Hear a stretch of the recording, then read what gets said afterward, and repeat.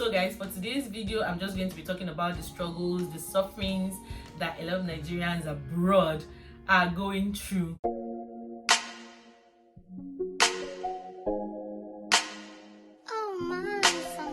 Hi guys, welcome back to my YouTube channel. My name is Maureen Achu. I'm a food, family and lifestyle vlogger. I live in the United Kingdom. I'm a Nigerian. So guys, today is an unusual video. It's a video that I'm not really used to doing. It's an unpopular opinion, you guys. From the title, you've already seen the topic of today's video.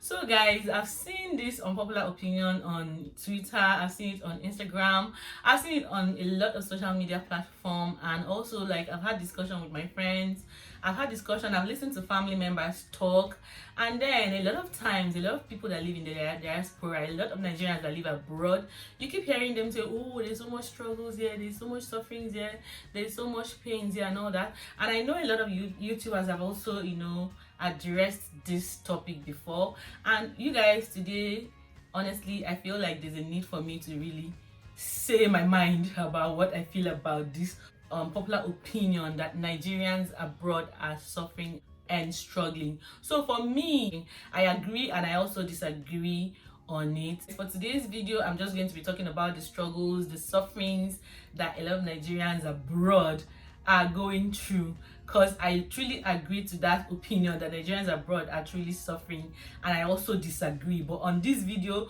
we're just going to be talking about the reasons why I feel Nigerians abroad are struggling or suffering. Then in the part 2, in another video, I'm going to be telling you guys why I think Nigerians abroad are not suffering or struggling.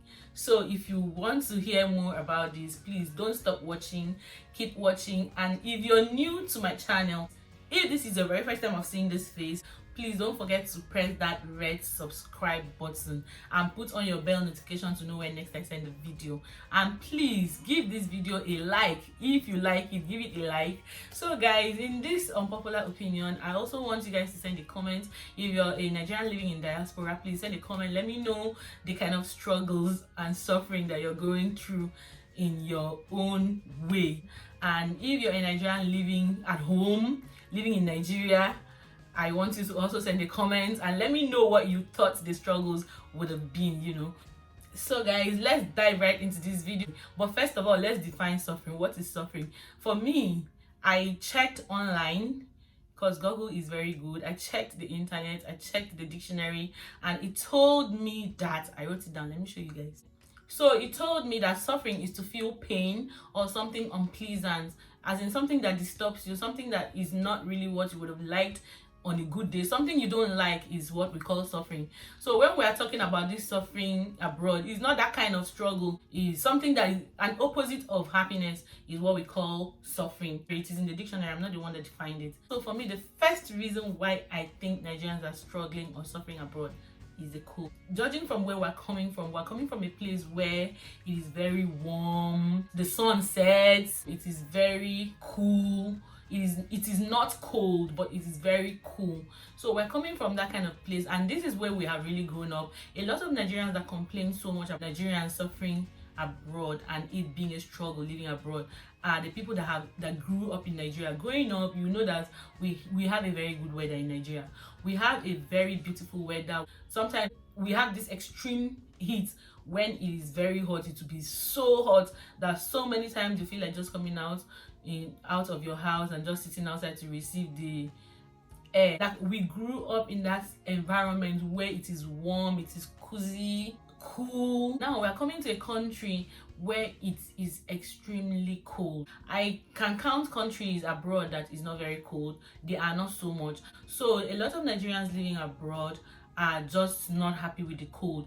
And then another thing is that sometimes this cold is on minus, and then a lot of people have to go to work in this cold. A lot of people have to be at the train station waiting for the train in that cold. A lot of people have to wake up so early because like life must go on. You must go out to shop, you must go out to do things for yourself. There are a lot of things that will take you out in the cold. No matter how much you try to hide inside your warm house, there is no way you won't go out, because this is where you live, this is where you have your life. So it is not possible for you not to go out. The cold is one thing that makes a lot of Nigerians unhappy. about living abroad. The cold is something that people cannot really get used to. Even the people that are from abroad, the abroadians, the people that are born and brought up here, they are also not used to the cold. You find out that a lot of them during the cold, they don't even go to work. They call off work. It's even the Nigerians, it's even the black people that kind of go to, work. So I think the cold is one major thing that makes a lot of Nigerians abroad say they are suffering and struggling. Then the second reason why I think a lot of Nigerians are suffering and struggling is, you guys, the bills. Guys, the bills are crazy. Yeah, the bills that people pay abroad is so much, and judging from where we grew up in, we are not the kind of people that are used to paying bills. We are not the kind of people that are used to paying bills, So coming into a country where you have to pay bills, you have to pay for everything. You have to pay for the good road that they provided for you. You have to pay for water, you have to pay for lights, you have to pay for your phone, you have to pay for all the basic amenities that you're enjoying, you guys.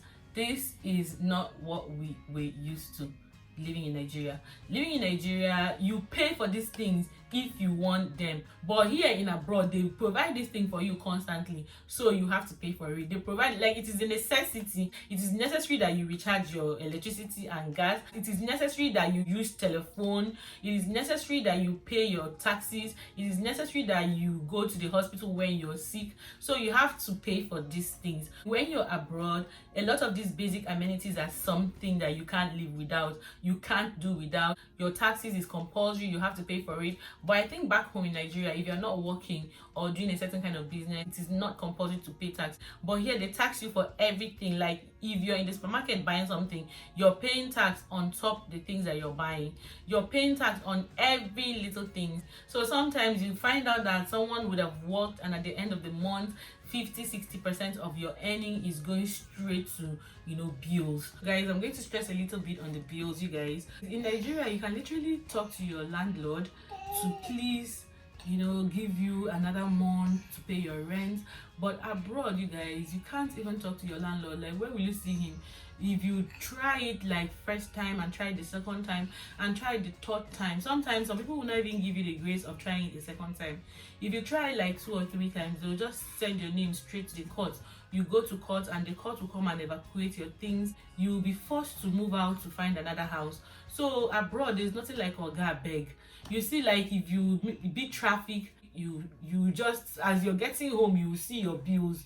You see your bills in your phone. They'll send it straight to your phone. Like, you're not arguing with anybody. You don't have anyone to argue with. It's not like back home that at least if a traffic warden stops you and you beat the traffic and they eventually catch up with you, you can say, oh God, beg, collect 5,000 or collect 2,000. Like abroad, there is nothing. They don't take anything for granted. Even as little as £5, they don't take, even £1, they don't take anything for granted. You have to pay for everything. You have to pay it to the last. If you commit an offense, you have to pay for that offense. If you beat the traffic, you have to pay. And if you don't pay at a certain time that they asked you to pay, they will have to double or triple. Sometimes they don't even double. They kind of triple the money for you, so that you will be forced to learn how to pay your bills as soon as it comes. So the bills are just there, and then for every mistake you make, you have to pay for it. So living abroad, you have to be very careful. So you find out that it is not the kind of freedom that we have back home. We don't have it abroad. So there's no freedom abroad. You have to be careful. If you're working, you have to be careful with everything you do. Okay, let me just give you guys, I don't want to digress too much, but I just want to give you guys like an instance. There's a place I used to go to at the children's center. So there's an instruction on the gate that if you come in, because children are there in that compound, they have a school in that compound, if you come in, make sure you lock that gate. Like if you come in, make sure you bolt it yourself. It's one of the things that amazed me about that place is the fact that everyone coming into that building is so conscious about bolting that gate, that little gate. Because honestly, if this was in Nigeria, if 20 people walk in through that gate, there will be this one person that will literally not bolt that gate. And then if eventually you catch up with the person will be like, oh, God, I was in a hurry. Oh, no vex, no vex, no vex. I'm so sorry, I'm so sorry. And sometimes in Nigeria we take some things for granted, but abroad you have to be very careful. So people are so conscious living abroad. People are not living the way they would have lived their life if they were back home. And there's no freedom of living your life the way you want to abroad. That freedom is not just there. And Nigerians, we love freedom. We love to be free. We love to sometimes do the things we want to do. So those kind of freedoms, those kind of luxuries that we enjoy back home, we can't find it abroad. So those are one of the reasons why a lot of Nigerians would say they are also struggling. So this one is the one that I know that affects everyone living abroad. This one, there is no one living abroad that will say that this is not one of the reasons why they want to be in Nigeria. This one is food, you guys. Food is one major reasons why a lot of Nigerians complain about abroad being hard, you guys, because abroad you don't get to get fresh food. Everything is frozen, everything is dried.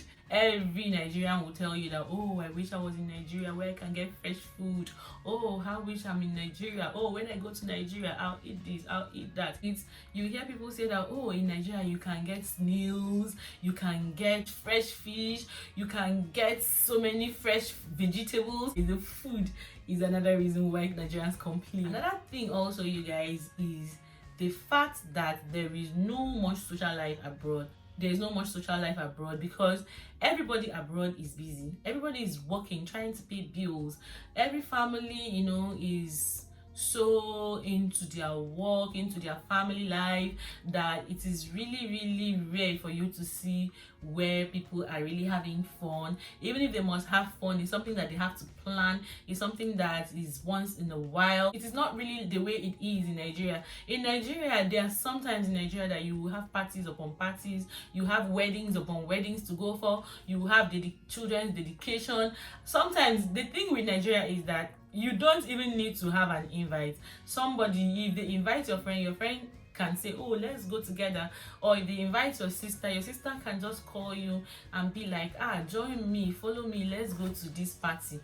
So the social life in Nigeria is just one of the things that a lot of Nigerians in diaspora miss a lot. Here it is more of me and my family. Once in 4 months, once in 3 months, some people could just go out and hang out with friends.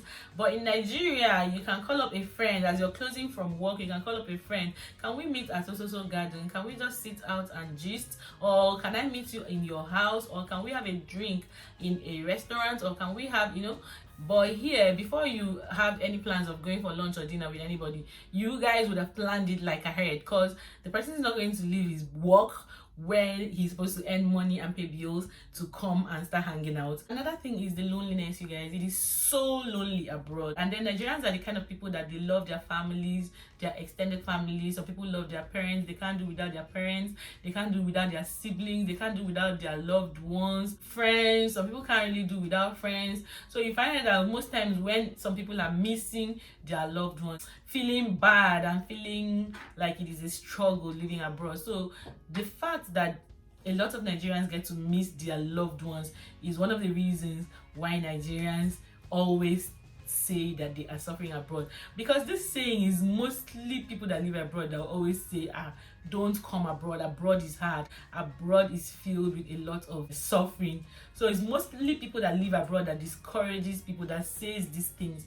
Even me, I have told my family members several times that it is not easy abroad, because at the end of the day, so many of these things that we see here, we have it in Nigeria. Almost everything abroad, we have it in Nigeria in some certain places. Another reason why I think Nigerians are suffering abroad also, you guys, is the fact that you go to work and come back and you're doing everything for yourself. You don't have any help, like no help. Especially when it comes to women that are mothers. It's difficult for mothers abroad because you don't have any help, no one to help you take care of your child. It's not like in Nigeria where you can literally call somebody to please help you hold your child so that you can run to the market and get something, or run 1 or 2 errands.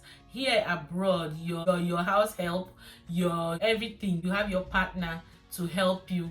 Then if your partner is working, everything is on you. You'll be the one to take care of your children, you'll be the one to cook, clean, iron, do everything, all the housework, like you do it for yourself. It's not like in Nigeria where we have this setting that you can always find someone to, relieve you of that stress of getting to do everything yourself. You can always find someone to even be at home to take care of your children for you to work. If you're the kind of person that wants to go out to work while your partner is also working, so you find out that abroad one person has to work and for the other person to be home to take care of the children.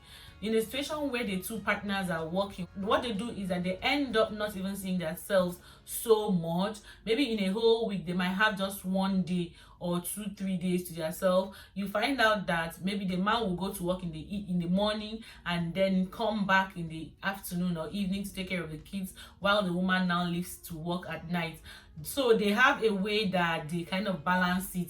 But in Nigeria, these things are not like that. In Nigeria, you will always find someone that can help you to take care of your kids. You can employ someone, you can get your parents, your mom to help you, you can get your siblings to help you, and you can always employ people. And then whatever you're going to pay is not, you can't compare it to what you're going to pay if you must employ a minder abroad. If you employ a minder, sometimes you find out that you're paying almost half of your salary to a minder to take care of your kids while you have to go work. So you guys, this is one of the struggles, especially for moms, and those are one of the things that makes a lot of women feel like it is better in Nigeria. And another thing, you guys, this one I'm supposed to say when I was talking about bills, is the fact that you have to spend so much to make your hair. Sometimes the kind of money they charge you here, if you compare it to how much you would have paid in Nigeria, your pay is, I think it's times 20. Let me assume with this my hair, I can pay 5k for someone to make this hair for me in Nigeria. But abroad, you're paying almost £100. Almost £100. That's 40 something thousand if you convert it to Nigerian money. Because me, I like converting. Though some people will tell me that, oh, don't worry, with time you get used to it. Yeah, I know I'll definitely get used to it, but I don't want to forget where I'm coming from. So sometimes the money women spend on hair sometimes is enough to buy one plot of land in Nigeria. So that's one of the struggles. That's one of the things that makes a lot of women living abroad think it would have been better when it comes to job. You guys, in these countries, in the first and second world countries, when it comes to job, especially if it is not something that has to do with health, I think they appreciate health more than any other thing. If it's not something that has to do with health, and if it doesn't have to do with the very long years of experience that you've had, you can be doing a very clean job, maybe working in the civil service or working in the private sector or working with the government, doing some kind of white collar jobs. Yeah, that's what we call it in Nigeria, white collar jobs. Here in the first and second world countries, they don't care what degree you have, they don't care what you read, as long as you did not read medicine, as long as you did not read anything that has to do with nursing or health. You find out that you're earning almost the same money that an Uber driver is earning. You're earning almost the same money that a mechanic is earning. You're earning, even some of these people are even earning more than you are. So at the end of the day, like, there's no disparity between this person that is doing a white collar job and that person that is doing a handwork. There is no disparity. But in Nigeria, there's so much disparity. There's so much disparity between a mechanic and someone that is working in the civil service or someone that is working in the corporate service. When it comes to job, those are the things that hurt a lot of Nigerians. With all the degrees that you have, you come abroad, any kind of work you're doing, you have to live on an average income like every other person, except you're doing some side hustles. Let me say it's just 2 out of 10 that will live on that very high standard. But on average, everyone is fine, everyone is happy. Or if you're living on average abroad, is as if you're living like a millionaire. Even in Nigeria, you have the basic things that will make your life easy at your disposal. So another thing I want to say is that another thing that makes a lot of Nigerians complain is when maybe you don't have the right to really stay in a country for so long. So some people, they don't have the right papers to stay, not the right to stay. They might have the right to stay for a certain time, but they don't have the right papers to stay and live and work there. So you can imagine when someone is not working, you're living in a country where you're not working, and if you're not working in these countries, you can't enjoy the basic things, like you practically get to pay for everything. Also, I didn't really want to go there because it is very clear. You don't need anyone to tell you if you don't have papers in a country where you're living in, especially in these kind of countries, you can't have access to a lot of things that will make your life easy. You can't have access to the hospital. You have to pay, and you have to pay so much to go to the hospital. Then you can't have access to work for long hours. If you're a student, I think students, they have just 20 hours to work, especially in a country like UK. You have the right to stay, but you have just few hours to work. Then if you don't have papers at all, you don't even have the right. I don't think you have the right to work. So you end up doing some kind of work that you might not really like. So you find out that people complain that they're suffering. So people complain because you don't have the right papers to stay, you know. So in the next video, I'll be telling you guys the reasons why I think Nigerians abroad are enjoying and not suffering. I hope that if you're living in Nigeria and you hear a Nigerian complaining about suffering and struggling, that you understand where they're coming from with this video. I hope you understand where they're coming from. So in the comment section, you guys, let me know if you're living abroad. Let me know your struggles. Your struggles might not be among these things that I have mentioned, but in the comment section, just let me know. Let others learn from what they read from the comment section. So thank you so much, guys, for always tuning in. And please, if you're new, you're seeing my face for the first time, you're new to my channel, don't forget to subscribe to my YouTube channel. Put on your bell notification to know when next I send a video. Don't forget to like, share this video to people you think it will be helpful to.